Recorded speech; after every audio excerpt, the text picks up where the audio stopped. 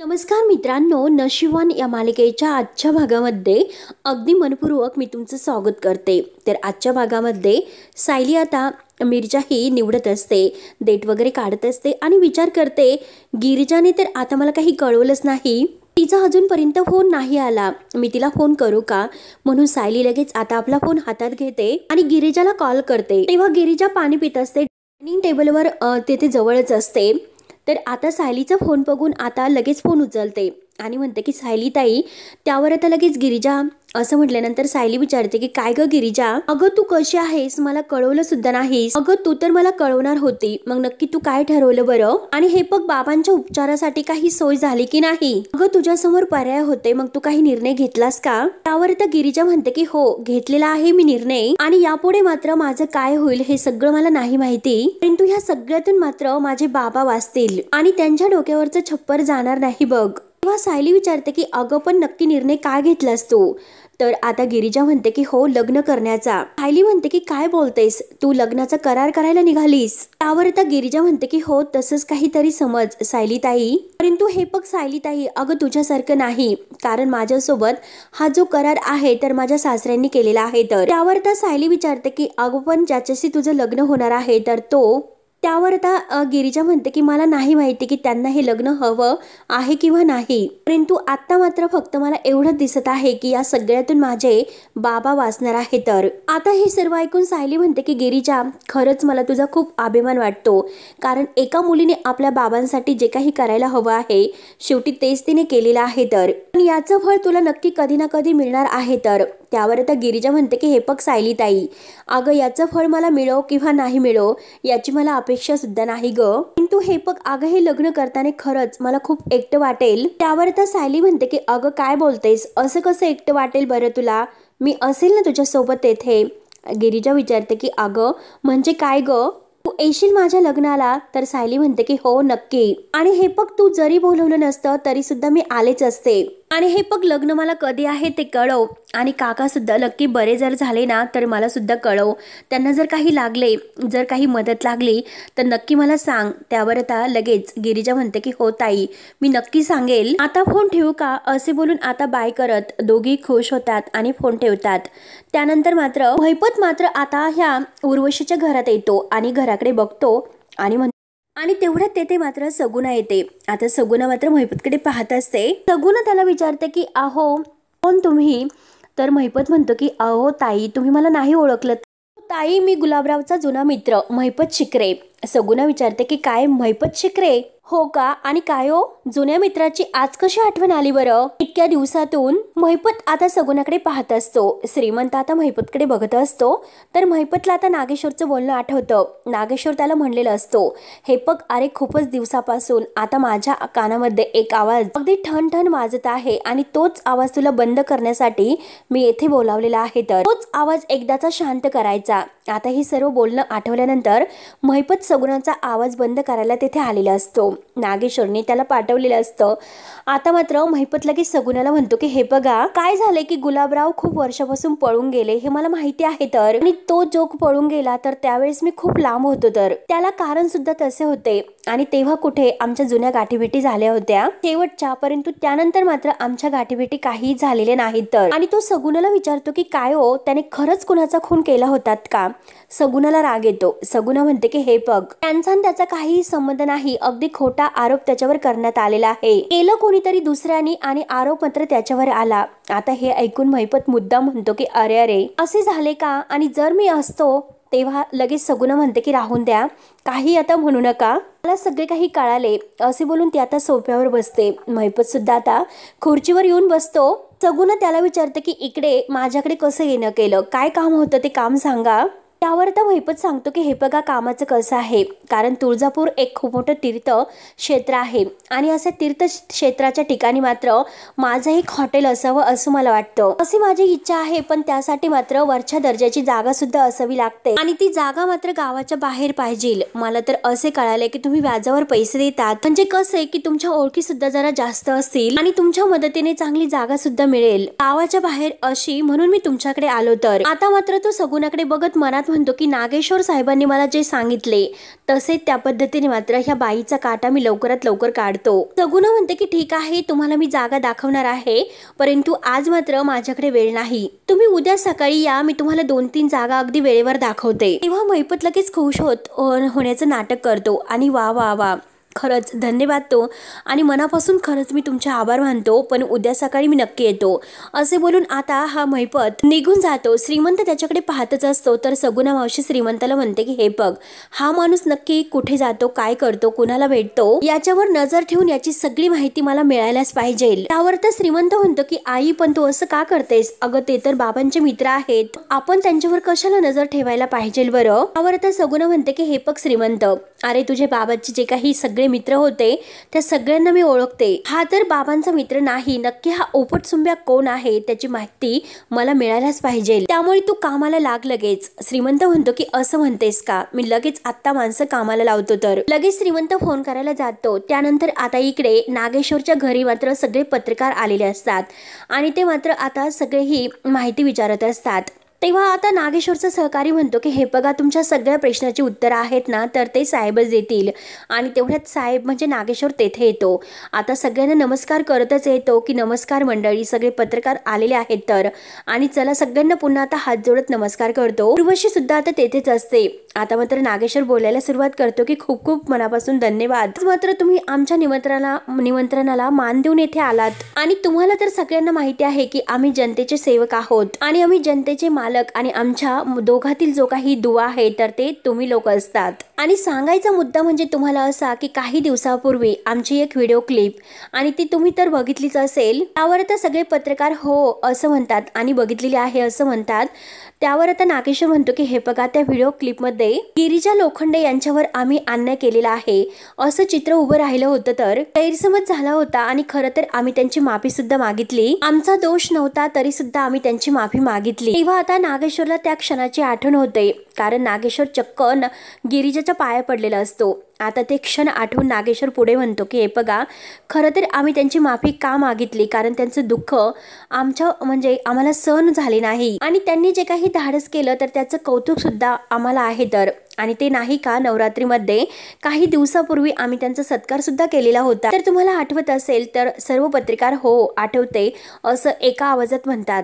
नागेश्वर पुढे म्हणतो की मंडळी, आता तर आम्ही याच्या एकही पाऊल पुढे जाणार आहोत, कारण आता नागेश्वरला ही घोषणा करण्यासाठी आम्ही सगळ्यांना येथे बोलावलेलं आहे. तर आणि आता अगदी वासंतीला म्हणतो की ऐकलत का तुम्ही, त्यांना बाहेर घेऊन या. म्हणून आता गिरिजाला मात्र आता हा नागेश्वर बाहेर आणायला सांगतो. वासंती बिचारी खुश होत आपल्या गिरिजाला बाहेर घेऊन येते.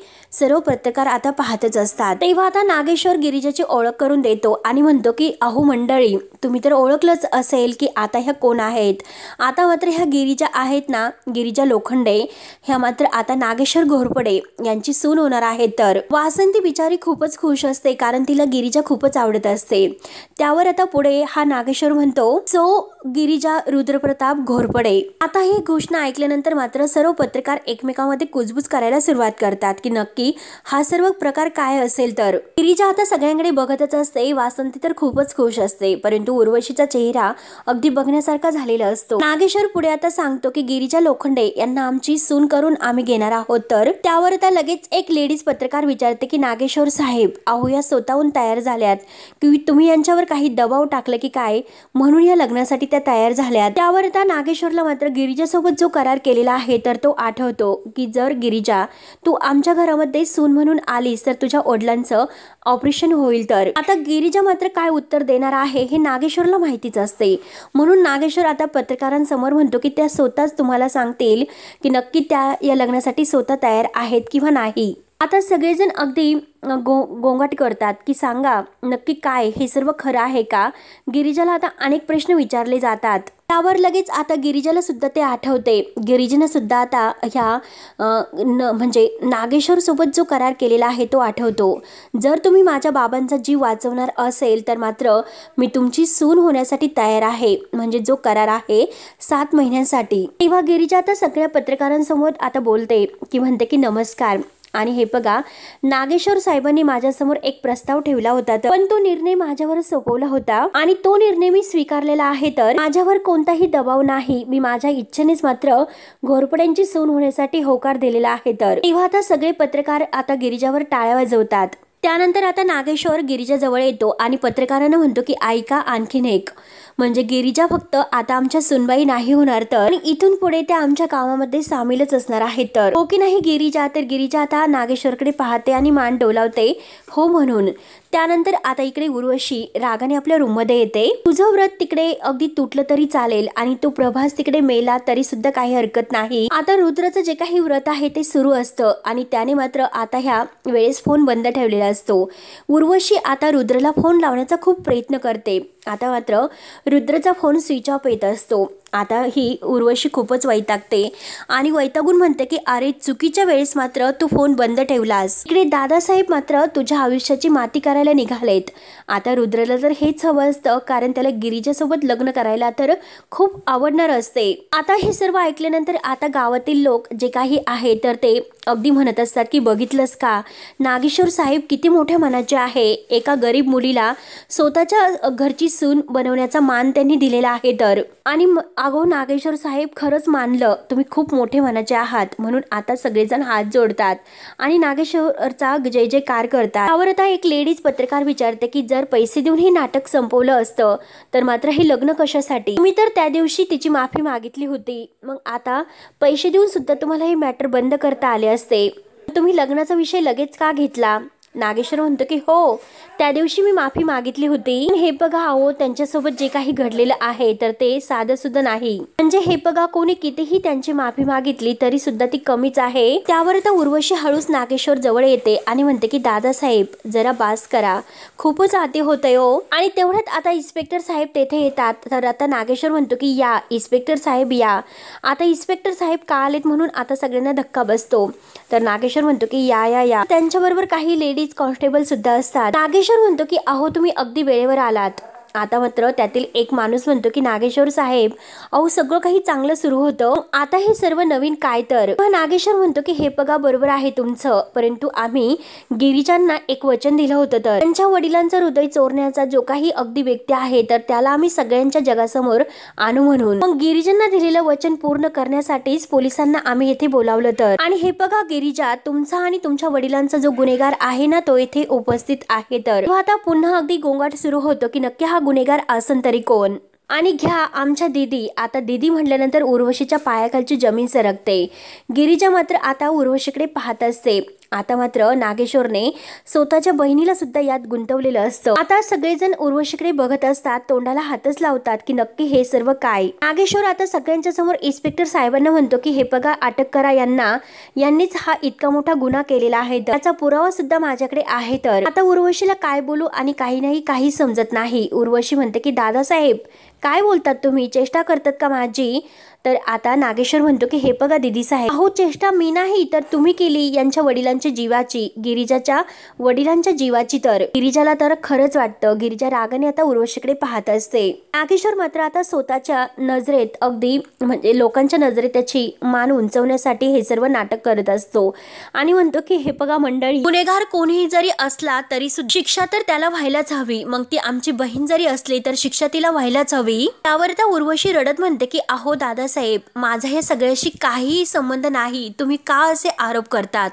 नागेश्वर म्हणतो की हे बघा दीदी साहेब, अहो जो काही गुन्हा केलेला आहे तो कबूल करा. मला सांगा की तुम्ही यांना न विचारता त्या डॉक्टरांना यांच्या वडिलांचं हृदय काढण्याची परवानगी दिली होती किंवा नाही, सांगा लवकर. त्यावर आता उर्वशी रडतच म्हणते की नाही, मी असं काही केलेलं नाही. तर त्यावर आता नागेश्वर म्हणतो की थांबा, मी म्हंटल की तुम्हाला माझ्याकडे पुरावा आहे, मी तुम्हाला तो पुरावा दाखवितो. आता मात्र जे काही हॉस्पिटलची ती फाईल आहे, फॉर्म आहे तर ते दाखवतो आणि त्यावर उर्वशीच्या सह्या आहे हे सुद्धा दाखवितो. आता मात्र हे बघून सर्वांना धक्काच बसतो. आता गिरिजाला अगदी उर्वशीचा रागच येतो. गिरिजाला आता असं वाटतं की आता उर्वशीनेच हे कारस्थान केलेले आहे. तर उर्वशी म्हणत असते की दादासाहेब तुम्ही का मला यात अडकवतात, मी कशासाठी आणि कशासाठी हे सर्व करेल, तर आणि हे जे काही झालेलं आहे हे सर्व तुम्हाला माहिती आहे. तर नागेश्वर लगेच म्हणतो की दीदी अहो गुन्हा झालेला आहे तो तुम्ही मान्य करा. उर्वशी म्हणते की नाही. हे बघा नागेश्वर पुढे म्हणतो की उर्वशी म्हणजे दीदी अगं हे बघ, आमचा काही अगदी दोष नसताना सुद्धा अख्ख्या गावासमोर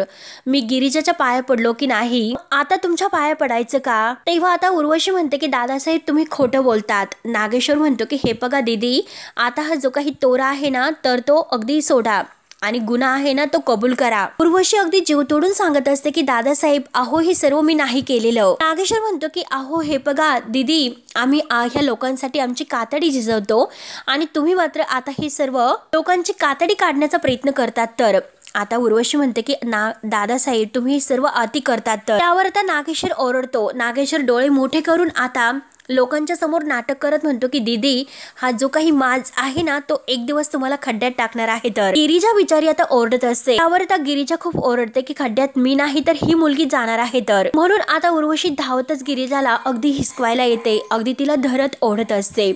गिरिजा खूप ओरडत असते, तिला त्रास होत असतो. त्यावर आता इन्स्पेक्टर साहेब उर्वशीवर खूपच ओरडतात की मॅडम काय करतात तुम्ही, सोडा. उर्वशी रागाने मात्र आता गिरिजाला सोडते आणि नागेश्वरकडे रागाने पाहत असते.